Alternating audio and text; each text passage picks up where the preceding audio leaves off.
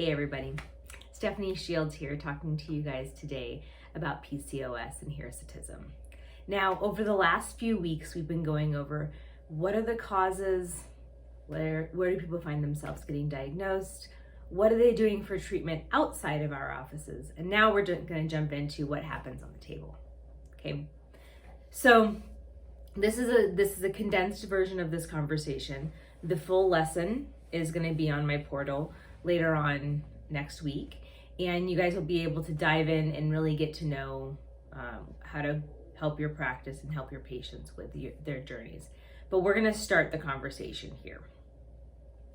When it comes to PCOS or any hormone-based hair removal, the biggest factor that we face is what are we doing to make sure that we're leveling them out, okay? Now, obviously, we're not diagnosing, we're not treating medicinally, but there are things that we can help guide them to, like we've talked about previously, that will help start to level out the body. If your patients come in with still fairly erratic levels, there's a lot of new growth happening all the time, everything's changing kind of constantly. The big thing that you're gonna face is the conversation and consultation telling your patient, hey, as long as this is unregulated, this is gonna be an uphill battle in lead boots, okay? You're gonna get there and you're gonna get stronger as you get there, but every step is heavy. Now, if we've helped find them diagnosis, if we've helped find them treatment, if we've helped get them to that place where now things are starting to level out, that's when you start to see change more rapidly. Either way, a dead hair is a dead hair when we treat it. But how we get there is going to be so different person to person based on those factors. So we're going to start the conversation with someone who has leveled hormones. When you have leveled hormones, nothing's really changed, let's say in the last 3 to 5 years. The hair that you have has not really become more. It's just become a nuisance. Now you got to take care of it. It's not that this journey is going to be quick, but we're not going to be chasing new follicle growth all the time. So as we go through our treatment planning, the biggest thing I will suggest is figuring out whether or not, one, we're dealing with terminal, dense, dark growth. If we are, then we can expedite their treatment plan by including laser hair removal. This is if the hormones are level and there's enough density there to be similar to the patterns of a male beard, cis male beard. And this is because what we're doing is we're going after a target, right? So laser targets growth. If, by chance, you find that they aren't a candidate for that, then you just jump right into your electrolysis treatment plan. Depending on the hirsutism scale, and we're going to have a link to what that looks like here in the comments below, in the description below. Depending on that level will depend on the frequency of your appointments. It will depend on the timing on the table. But these are the things that help an electrologist figure out what we need to do next to make your journey better. Now, say for example, we start the journey with laser hair removal and we're able to purge out a lot of old growth. For patients watching this, your hair grows in 3 stages of growth. You have anagen, catagen, and telogen. Anagen's active, catagen's resting, telogen's shedding. Now, of these 3 stages, when we're working, all stages you can break a hair down in, but it's best to kill both the stem cells and the papilla when that's the blood source feeding your hair. So it's best to kill that when they're young because those 2 parts are attached to that young hair and able to be broken down easier. Now, all hair removal, all stages, like I said, can break down the hair. That's just when it's easiest. If you are coming in for regular treatments and you start the plan with the laser session, you could then set your patient up depending on the frequency of the patterns of growth. So if their hair is fast growing, they might come in after a laser when the hairs have shed, for the hairs the laser couldn't see as soon as 3 weeks, right? So it takes 2 weeks for those hairs to shed out. We got a week of those hairs starting to come back in, and bam, on your table. And you're gonna do that back and forth. You're gonna work back and forth with your patient. Now, if this is something you don't have access to, now remember I said footsteps on the ground, get out there and talk to your practitioners around you, drop a pin in your Google map and just go. If you do not have a laser present in your practice, you probably have a dermatologist near you that can help on that part of it, or you might have a laser technician that you've gotten friendly with that can help with that part of it. Luckily in my practice, we have both, right? So I don't have to go find somebody, I am that somebody. But if you find that you're able to go back and forth between the two, that's the pattern that you probably will find yourself doing. Now, if laser is off the table, the hair is not dense enough, there is not enough color there, there is not enough for the laser to target. Remember, lasers are not so smart. They go right for color, right? They go right for that melanin. So if there's nothing for that laser to target, then we're gonna just jump right into electrolysis treatments. Now, everybody wants to go for the entire elephant and they want to get every last little bit of it, right? But the thing is you have to take it one bite at a time, right? Because it's such a large task.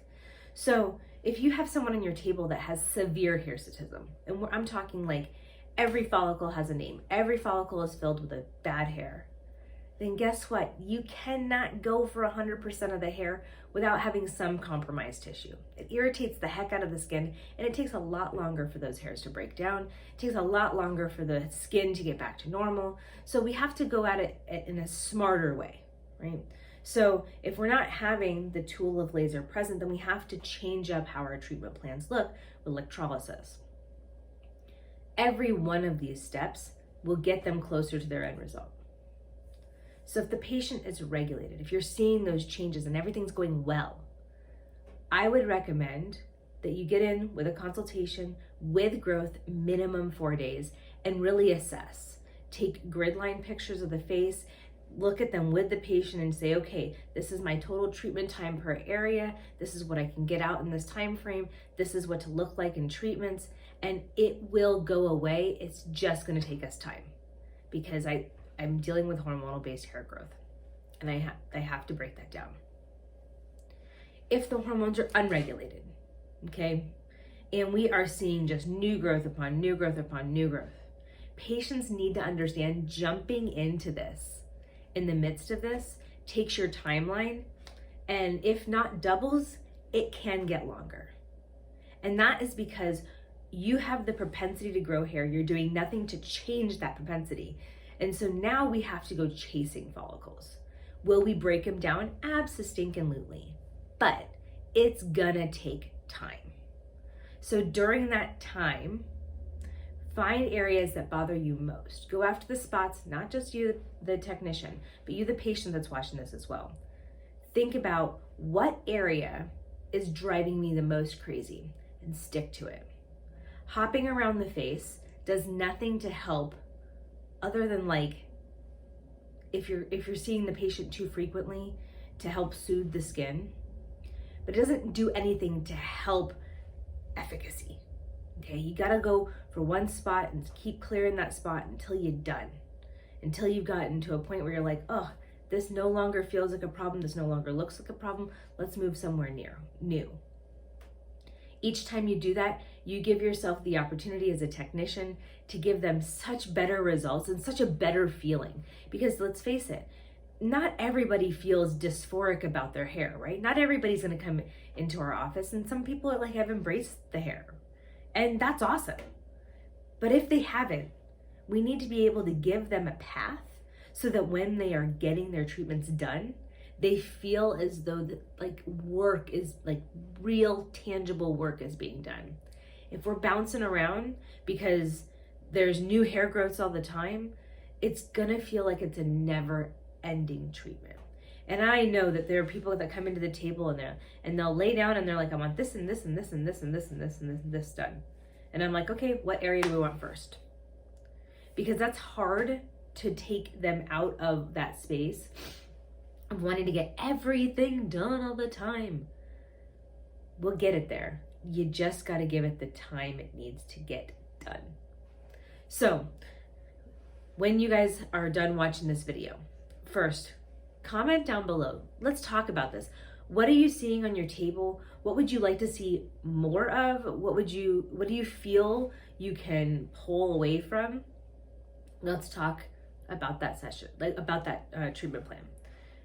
I want to see, the items that are facing you, like the hardest hardships for you.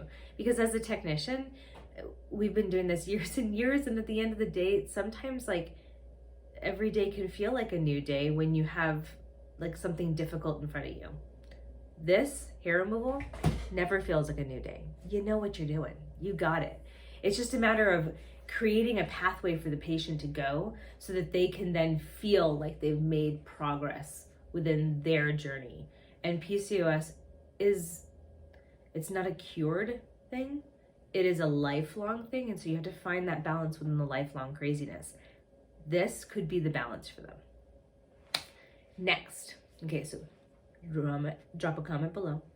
Okay. Also, hit like and subscribe. Of course you need to do notifications because, come on, this is going to be fun. But then next week, I'm going to be dropping the full lesson in my portal.